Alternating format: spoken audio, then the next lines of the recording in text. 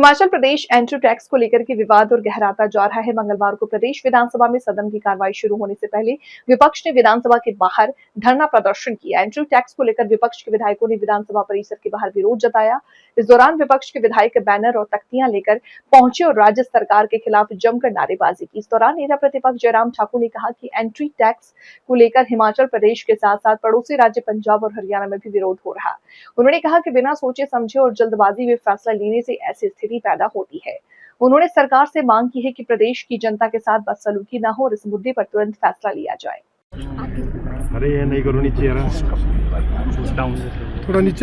Entry tax के विषय को लेकर के पहले भी विधानसभा के अंदर और विधानसभा के बाहर हम अपनी बात कह चुके हैं, लेकिन सरकार इतनी कंफ्यूजन में है, समझ नहीं आ रहा कि क्या करना है क्या नहीं करना है। मैंने पहले भी कहा कि जब फैसले जल्दबाजी में लिए जाते हैं, बिना सोचे समझे लिए जाते हैं, तो स्थिति ऐसी होती है।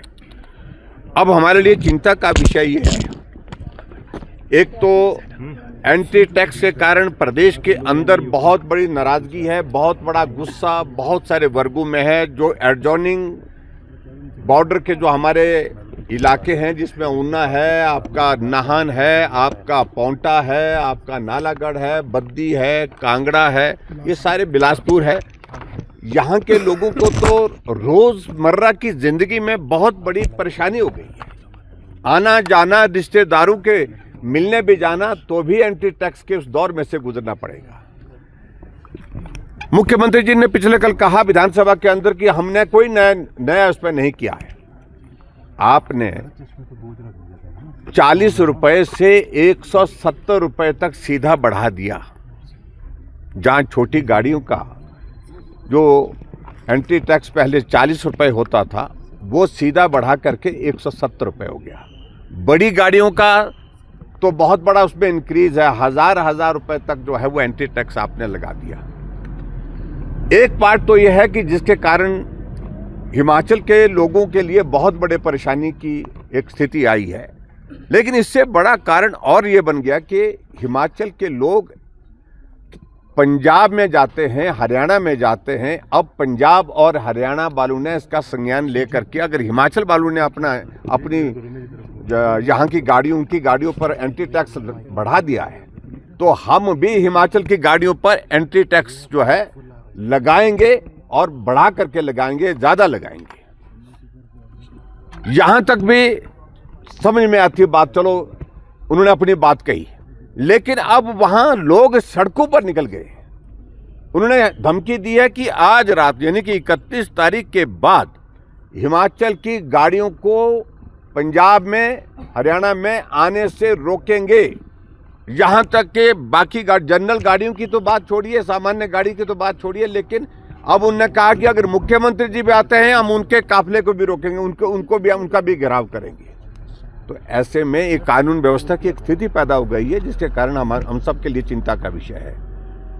हिमाचल के हर नागरिक की सुरक्षा की जिम्मेवारी प्रदेश सरकार की है, और प्रदेश सरकार को इन सारी चीजों को लेकर के कोई फर्क नहीं पड़ रहा है, कोई चिंता का विषय ही उनके लिए नहीं बन पा रहा है। हम पिछले कल भी विधानसभा के अंदर कहे, लेकिन उसके बाद भी कुछ नहीं किया, और आज भी हम फिर से इस बात को लेकर के कहीं किसी हिमाचल के किसी परिवार के साथ, किसी व्यक्ति के साथ मिसबिहेव ना हो हमारे एडजॉइनिंग स्टेट में एंटर करने पर। ऐसी स्थिति में प्रदेश सरकार को तुरंत जो है इस पर बात करनी चाहिए। बात करने के साथ साथ में जो एंट्री टैक्स में जो बेतहाशा इंक्रीज की है, एग्जॉर्बिटेंट इंक्रीज की है, उसको वापस लेना चाहिए। दूसरा, पूरे देश के अंदर प्रधानमंत्री नरेंद्र मोदी जी ने जो मिडिल ईस्ट की एक स्थिति बनी है, उसके कारण डीजल और पेट्रोल की कीमत पर कमी की है। 10 रुपए की जो है वो कमी की है एक्साइज ड्यूटी के रूप में। लेकिन हिमाचल प्रदेश सरकार विधानसभा के अंदर फिर वही बिल ला करके प्रयत्न कर रही है कि उस बिल को पारित जो किया गया है यहाँ से, जिसमें प्रस्ताव किया है विडो और ऑर्फन के नाम पर हम सेस लगाएंगे, और 5 रुपए प्रति लीटर तक वो उसमें जो है परमिसिबल लिमिट रखी है।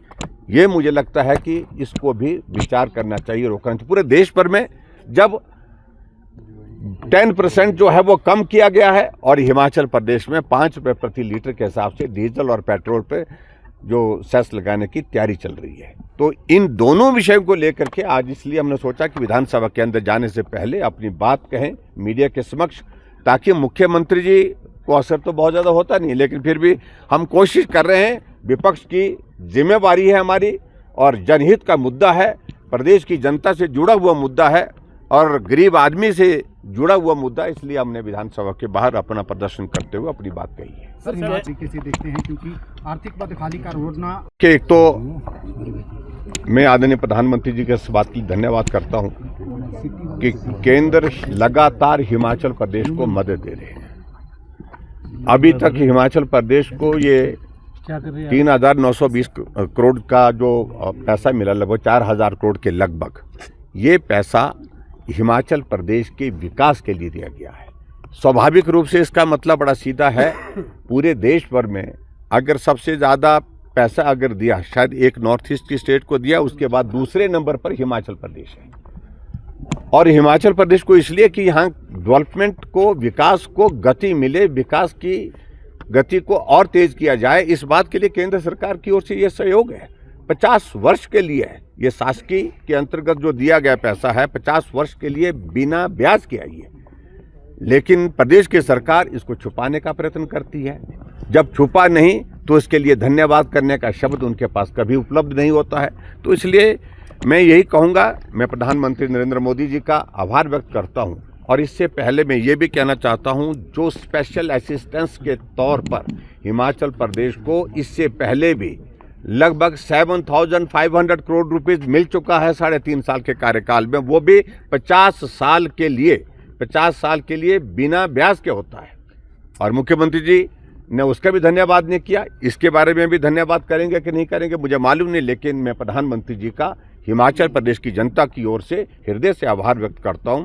हिमाचल के विकास के लिए, इंफ्रास्ट्रक्चर को स्ट्रेंथन करने के लिए, मजबूत करने के लिए, विकास की गति को तेज करने के लिए आपने हिमाचल प्रदेश को ऐसे आर्थिक संकट के दौर में जो मदद की है, उसके लिए हिमाचल की ओर से बहुत बहुत आभार, बहुत बहुत धन्यवाद। Thank you.